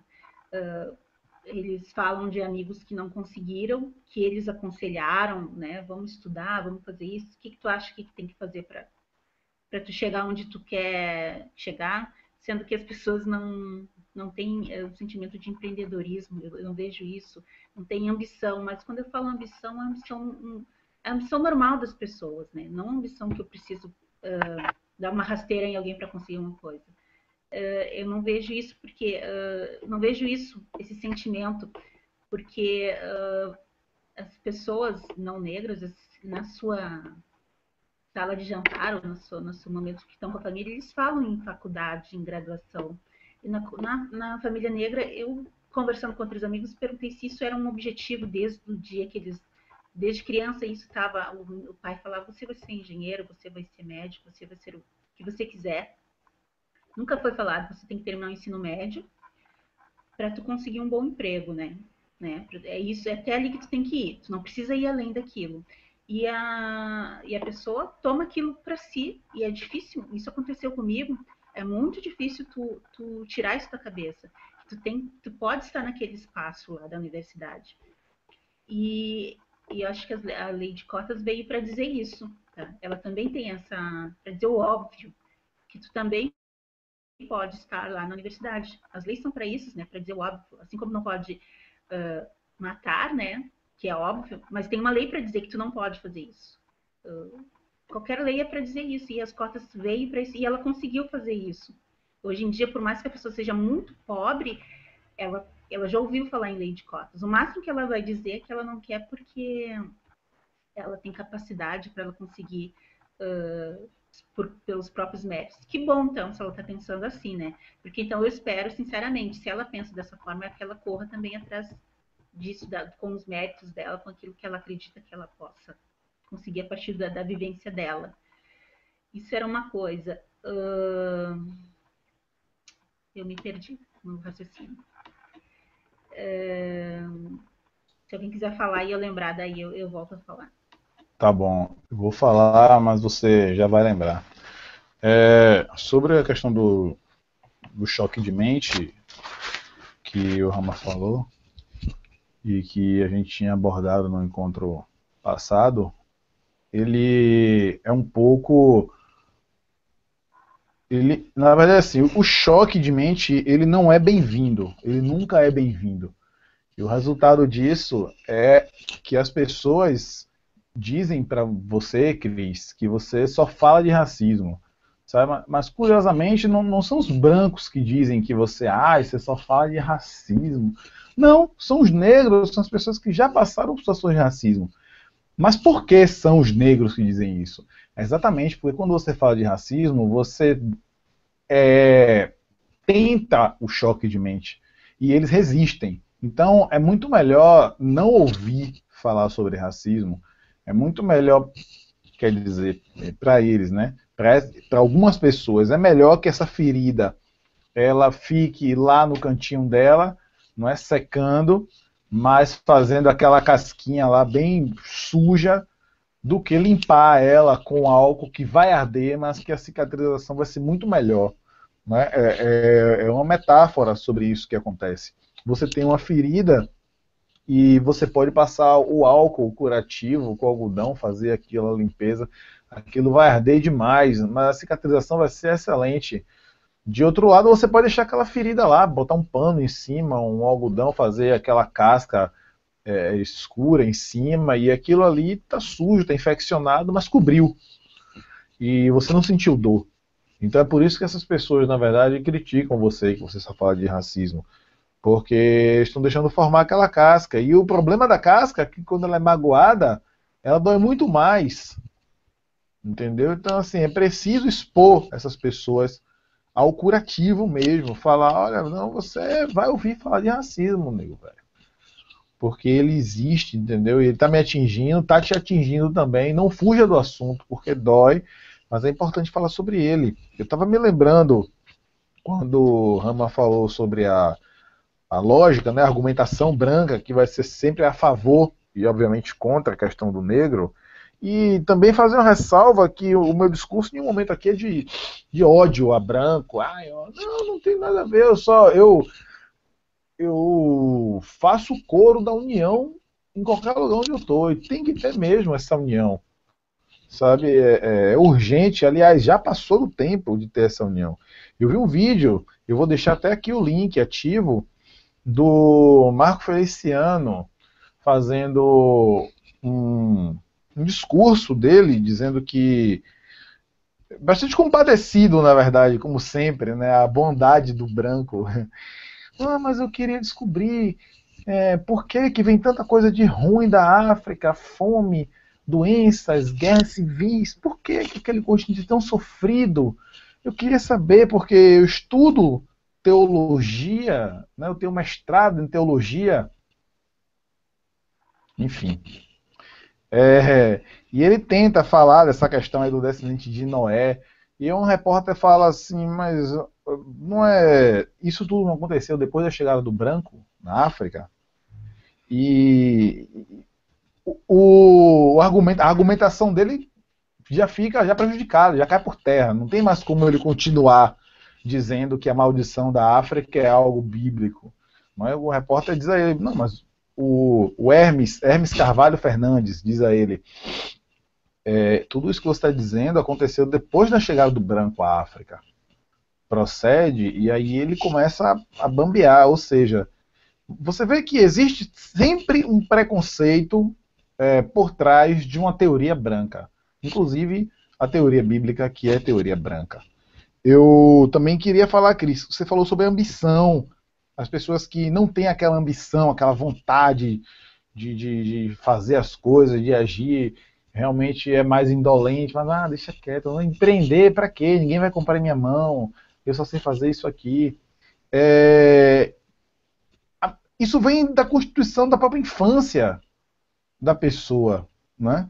A pessoa vai se frustrando, vai tendo a sua ousadia sempre castrada, muitas vezes até pela própria família. E isso resulta em uma pessoa sem ambição, uma pessoa sem garra mesmo, sem vontade de empreender, sem vontade de enfrentar. Eu penso dessa maneira porque eu conheço pessoas negras que são empreendedoras com força, com garra, e eu conheço pessoas com um grande potencial empreendedor, mas que preferem não, né? Preferem não fazer nada. Não vou fazer nada não, ninguém vai querer comprar, ninguém vai me dar atenção. Enfim, né? É triste, mas eu penso que não é por uma falta de vontade da pessoa propriamente dita, mas sim a falta de vontade como consequência de um processo de castração antigo. Eu lembrei que ia dizer. Só para não perder essa questão do que tu falou do empreendedorismo, tu realmente está certo. Porque, assim, desde a escola, né, tu vai castrando as pessoas. Esses dias eu vi uma menina, eu fui num grupo de estudo, era para uma entrevista para um TCC de uma colega lá da faculdade, e tinha uma menina de 16 anos, ela contou que a colega dela, que é branca, ela percebeu que ela tem uma maior atenção por parte da professora. Ela tem 16 anos, ela deve estar no ensino médio, ou no fundamental, já terminando, passando para o ensino médio. E ela disse que ela percebeu isso, que era uma atenção maior, né? Daí se ela chamava, sim, sim, sim, sim, tá, era isso, isso. E com a outra colega, ela percebeu que a atenção era mais, era da professora com relação a ela, era maior. Eu não digo que é culpa da professora, porque é aquela questão, eles não nos enxergam, eles não nos veem como crianças, como adolescentes, como o Rama falou, parece que tu é um ser único, né, um único cérebro, e tem essa questão. E também tem a questão da casa, porque eu sempre parto da minha vivência, né? A minha mãe sempre teve muito medo de eu tentar coisas diferentes, mas um emprego. E daí eu fui conquistando algumas coisas diferentes. Eu estar na universidade foi uma insistência minha, né? Porque se partir da parte dela, mas eu entendo ela também, né? Ela tem a necessidade da segurança, né? Porque a vida dela foi muito sofrida. Então, a maioria da nossa população tem isso também, né? Você tem que ter um emprego. Um tio meu, os meus primos aos 16, 18 anos, ele disse que ninguém vai estudar, vocês vão trabalhar. Lógico, hoje meus primos têm a mesma idade que eu, mais ou menos, um pouco mais velho. Eles mal terminaram a escola, porque eles tiveram, se vocês quiserem viver nessa casa aqui, vocês vão ter que trabalhar. E a gente percebe que vários meninos negros passaram por isso e abandonaram a escola para trabalhar, porque isso era prioridade, né? Botar comida na mesa. E outra coisa, quando a gente quando eu estou falando com uma pessoa e ela insiste nessa questão que eu só quero falar sobre racismo, sendo que ela tem essa vivência, é que ela tem na mente dela e em muitos outros que falar sobre racismo é falar contra as pessoas brancas. não contra um sistema, né? Então, no dia que as pessoas entenderem que eu não estou contra meu amigo branco, meu colega branco, e sim contra um sistema todo, e ela entender que é contra o racismo, ela já até já dá uma aliviada, assim, ela já não fica tão assim apreensiva me dizendo que o primo do cachorro dela é branco, né? Que ele é moreno, que ele não é racista, que ele não reproduz, né? Então, era isso que eu queria colocar.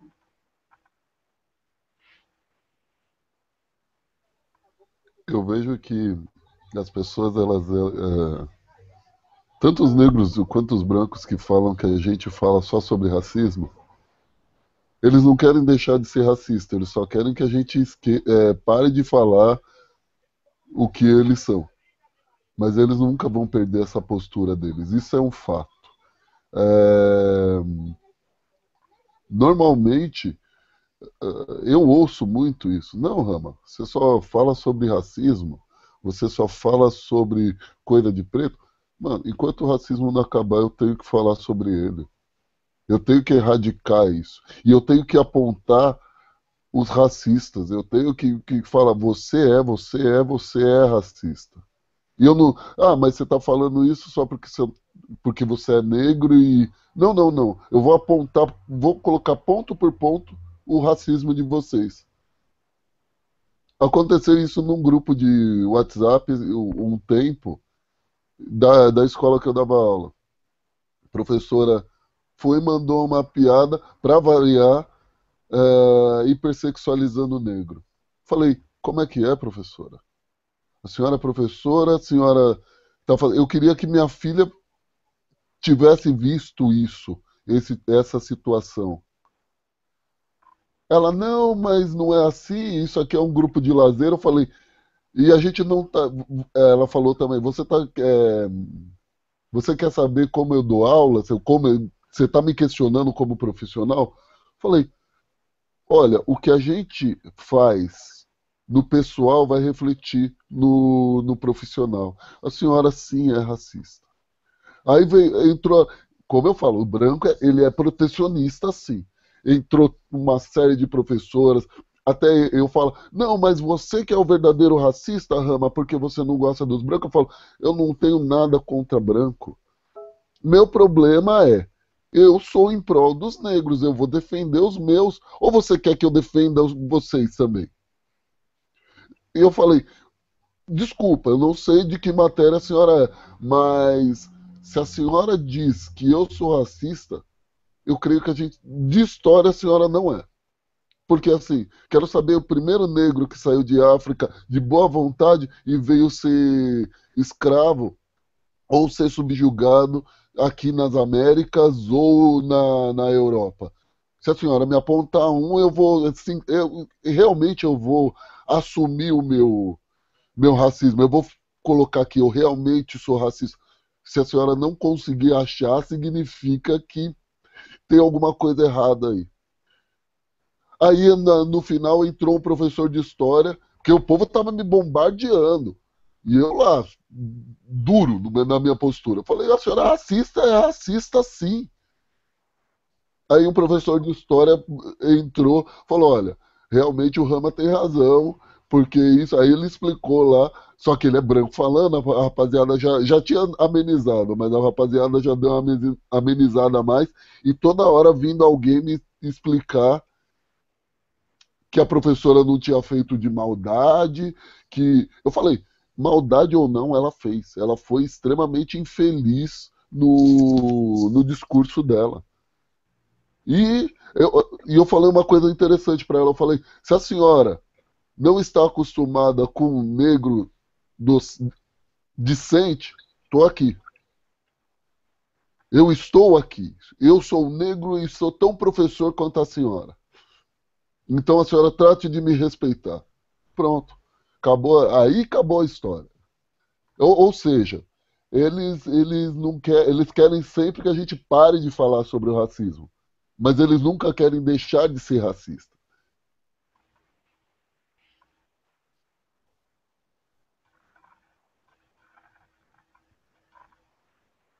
Por isso que tem que ser, que eu acredito, que eu não, uma coisa que eu sempre falo, eu não falo sobre racismo com pessoas brancas. Eu não tenho que estar doutrinando, ensinando nada a eles. Se eles tiverem interesse, eles procurem. Se eles quiserem me perguntar alguma coisa, eu vou responder. Mas eu não tenho obrigação nenhuma de falar com eles sobre isso. Por isso que eu sempre falo só com pessoas negras sobre racismo. Primeiro porque eles não entendem, não adianta. Não é a vivência deles, eles não entendem.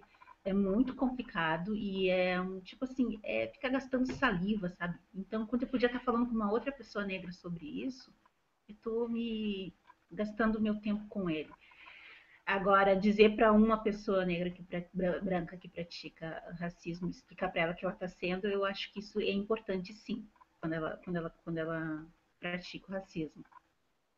Mas eu acho que a gente tem que se fechar, não se fechar, mas tentar criar uma união, porque não vai ter outra forma, não existe outra forma.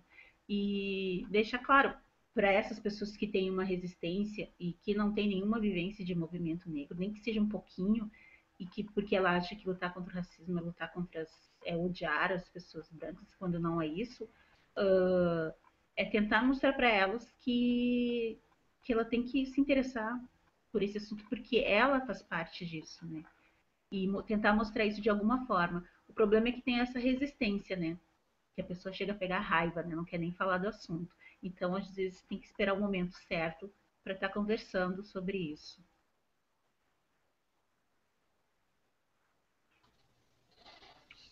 Exatamente. Sobre essa questão de discutir com pessoas brancas sobre o racismo e as piadas, né, as brincadeiras inocentes, que é tão difícil, né, para a gente deixar claro que aquilo está ofendendo.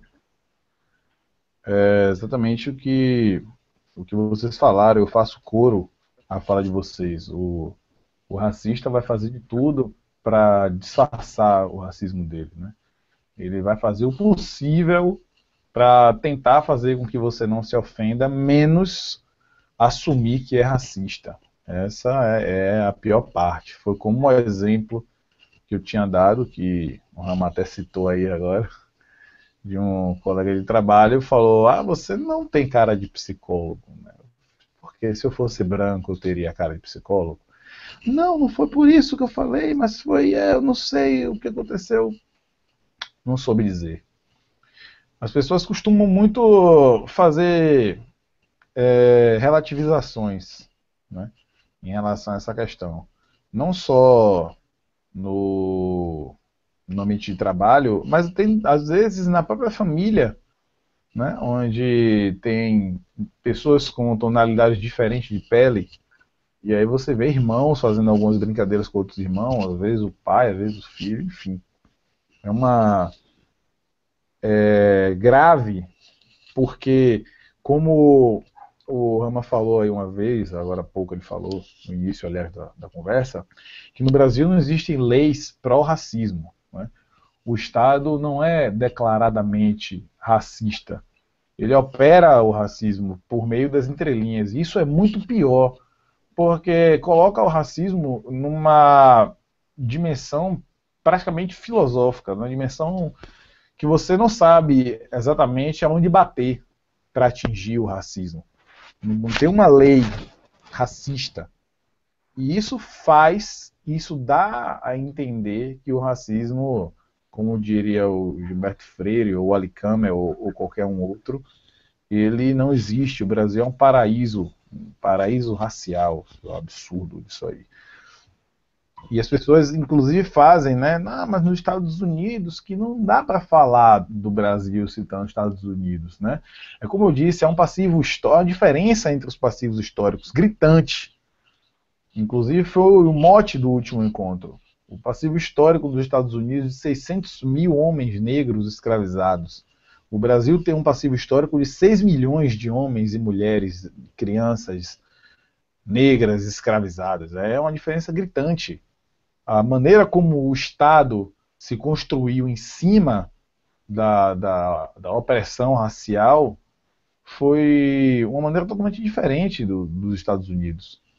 Então, ainda hoje, o racismo ele não, eu penso, e se vocês discordam de mim também, eu gostaria muito de ouvir, mas eu penso que o racismo, em relação ao que eu leio, ele não mudou, ele não diminuiu, ele assumiu novas caras, novos mecanismos, como sempre vai assumir, como daqui a 10 anos vão ser novos mecanismos, daqui a 20 anos vão ser novos mecanismos, como há 15 anos atrás eram novos mecanismos. Ele vai sempre existir, o ódio ao negro vai sempre existir, e por isso o negro tem que estar o tempo todo se reunindo, se agrupando, se fortalecendo, distribuindo as suas filosofias próprias, sua arte própria. Aí vão, mas Eduardo, mas você está sugerindo que as pessoas fechem numa ilha. Oh, se a consequência for essa, lamento, mas o bem maior ele vai estar muito mais perto de ser alcançado.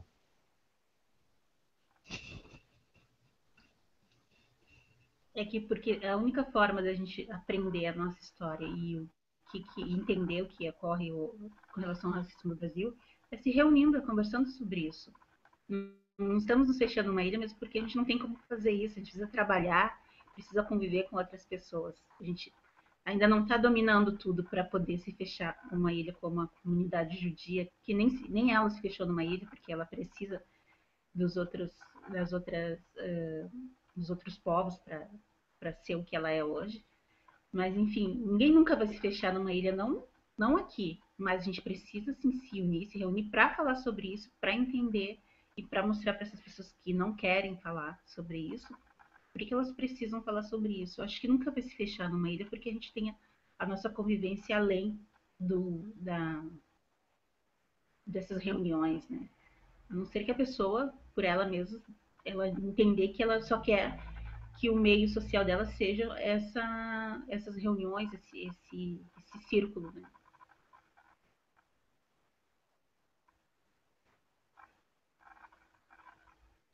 É um pouco do que o Rama tinha falado, né? Dentro da salinha, bater no peito, dizer que é negro, mas é como você bem falou, Cris. Na prática,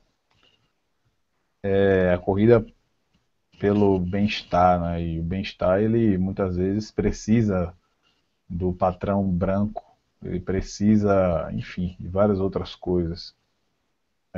O que eu disse é que eu já fui criticado por apresentar esse argumento e ele ser um tanto quanto radical, e eu já ouvi isso, né?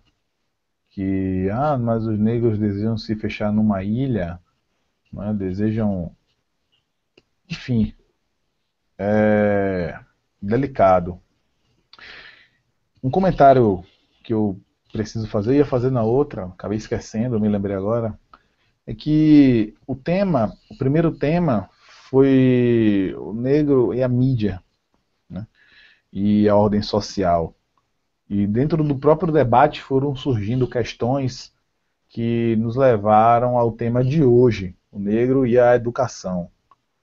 E dentro desse debate de hoje foram aparecendo questões que me parecem estar levando a um novo tema, e eu queria até deixar aqui sugerido, obviamente com a aprovação de vocês, que é a afrocentricidade. Eduardo, a ideia desse se fechar numa ilha, eu tô com eco aqui, alguém tá com o microfone aberto aí. De se fechar numa ilha, eu acho que é bastante complicado, porque é o seguinte, se os negros, vamos supor assim, saíssem do Brasil, a gente esvaziaria o Brasil. Sobrar meia dúzia de gato pingado. Radicalizar não dá, porque pegando o gancho da Cris que ela falou sobre ambição, não dá. Porque, assim, infelizmente, todo o capital está na mão dos brancos. O capital de fato, quem tem dinheiro de fato, quem manda no mundo, está na mão dos brancos. A gente tem os Trump, a gente tem os Rockefeller, a gente tem uma série de famílias, poucas, porque saiu uma pesquisa que o poder mundial financeiro está na mão de 6 famílias. nenhuma negra. Então, assim, a gente precisa. Não tem como. Infelizmente, a gente vive numa sociedade capitalista, precisa comer, beber, dormir. Para a gente estar aqui tendo essa reunião, a gente está demandando de internet, a gente está demandando de aparelhos, a gente está demandando de, de uma série de questões que, infelizmente, foram fornecidas pelos brancos. Nem sempre foram eles que inventaram, mas hoje eles que regem essas tecnologias e esses serviços. O que a gente tem que fazer é colocar e trazer isso para nosso benefício, usar isso em prol da gente. Então, assim, é o que a gente está fazendo agora. Usamos a internet, que é fornecida lá pelos brancos, usamos um computador ou um celular, que é dos brancos, e estamos subvertendo a ideia dos brancos. É exatamente isso. Isso é um ambiente subversivo. Isso é um ambiente contrariando e saindo da sociedade. Então, assim, a gente tem que pegar todas as ferramentas, seja um livro, seja um supercomputador, e usar em prol de nós mesmos. Aí a gente começa a subir, a gente começa a trilhar o nosso caminho. E trilhando o nosso caminho, se emancipando disso aí, a gente vai criar faculdades só de negros, mas coisas sérias de fato. A gente vai criar empresas só de negros. É aquela ideia do black money. Black money também é uma coisa interessante e subversiva. Mas para isso, não é black money produto final. Sabe, você abre a lojinha lá, vende meia dúzia de roupa de neguinho lá e acha que, tipo, quer vender uma camiseta a 100 reais e, pô, você tem que pensar que o negro ganha menos que o branco, que o negro tem dificuldade dificuldades financeiras e para arrumar emprego. Então, tem outras prioridades. Quem tem filho tem que dar de comer para as crianças e tudo mais. Então, não pode se dar o luxo de pagar 100 reais só porque é de neguinho numa camiseta. Não, mas para além disso, não é só o produto final.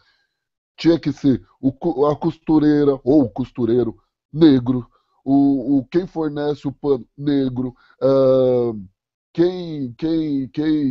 a logística para esse produto chegar na loja negro. Então, assim, deveria ser desde a primeira mão de obra até o produto final. Para a gente também poder consumir e falar, mano, isso aqui é 100% negro. Ninguém botou a mão, os brancos não botaram a mão nisso aqui, isso é nosso.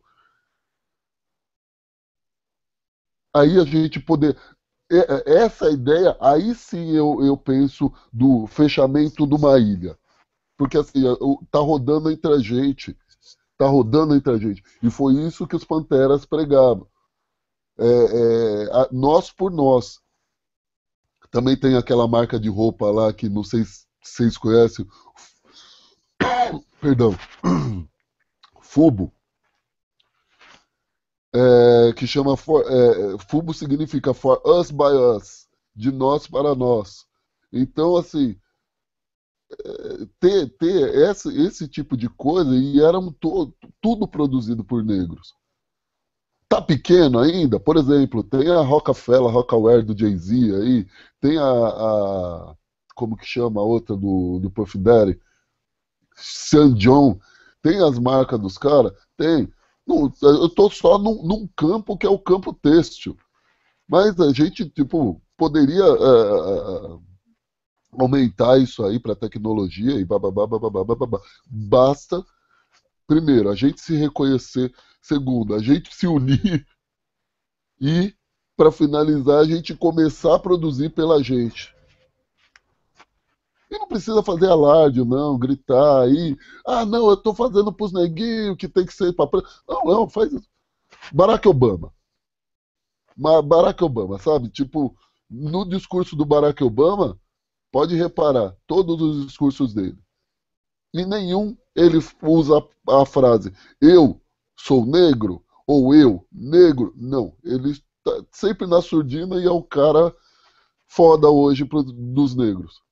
Então, a gente tem que pensar nisso aí, desse tipo de união.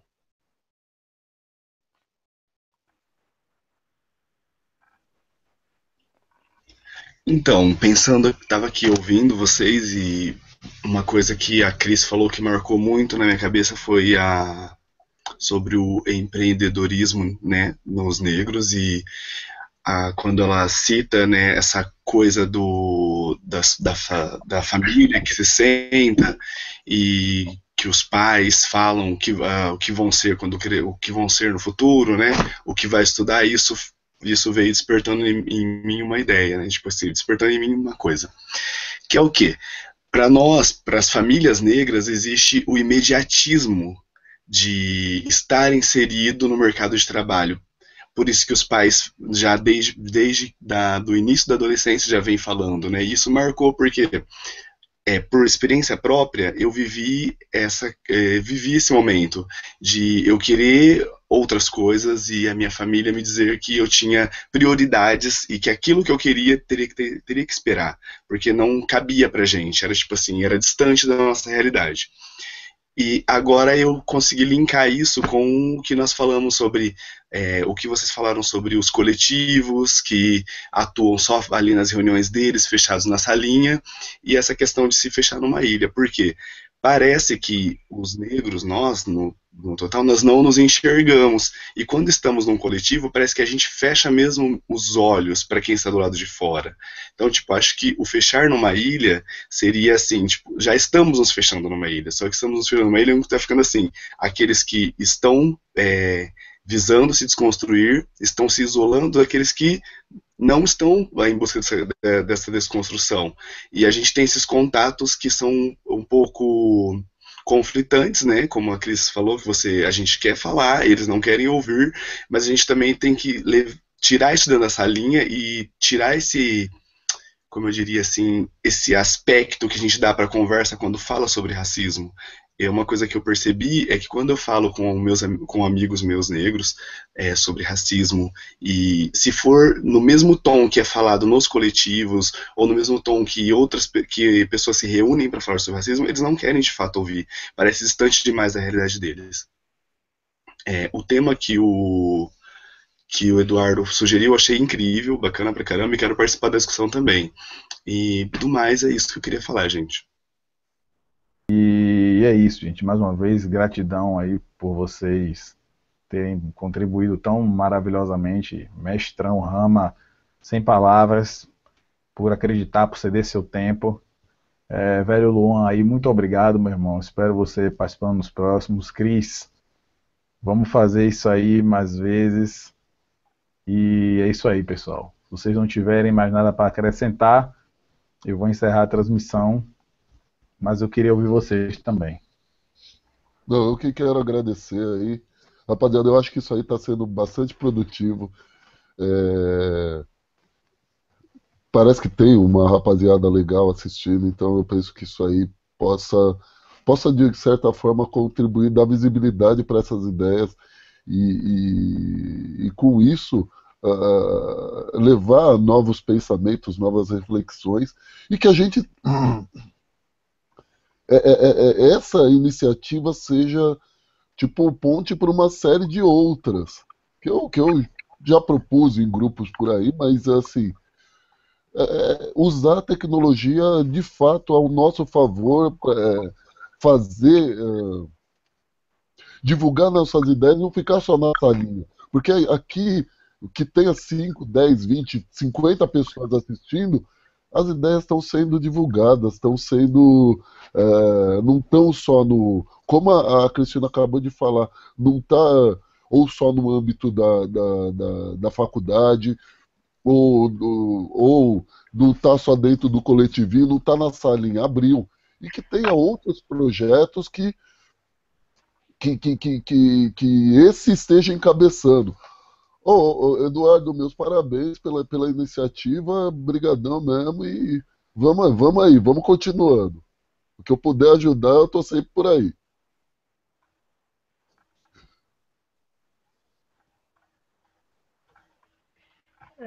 Eduardo, essa tua iniciativa, na realidade, é uma coisa bem inovadora, tá? Vou te explicar por quê. Eu sou bolsista num projeto da Universidade da Medicina, tá? E lá é um teleeducação, telesaúde, tá? Tem em todo o Brasil.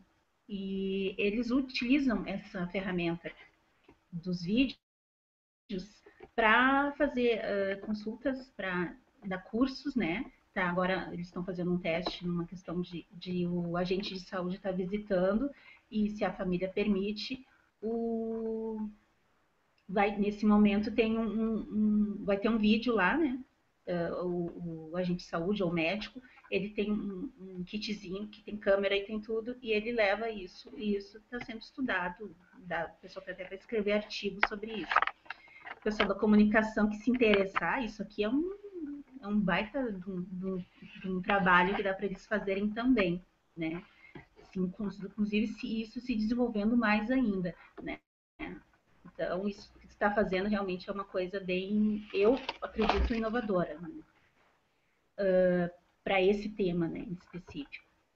E obrigada pelo convite. E o Eduardo já falou isso desde a primeira vez que eu falei com ele num grupo de. Eu não me lembro qual grupo que eu conheci Eduardo. Ele falou isso. Foi até quando eu te adicionei no Gmail. E eu fiquei esperando e nunca vinha esse convite. E eu acho que veio 2 anos depois esse convite para fazer esse encontro. Obrigada, tá? E eu espero que tenham outros. E eu acredito que vou trazer bastante gente para contribuir. Espero que isso seja uma coisa maior. É isso aí.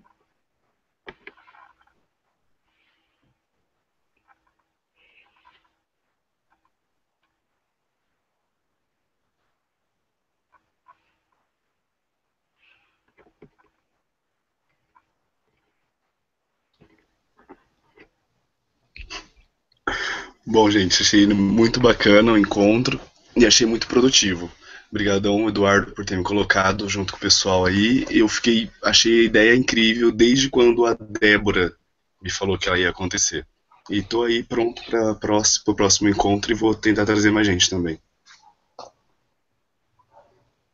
Então é isso aí, gente. Mais uma vez aí, obrigado a todo mundo. E depois eu vou entrando em contato individualmente com vocês, com os próximos temas e a próxima data.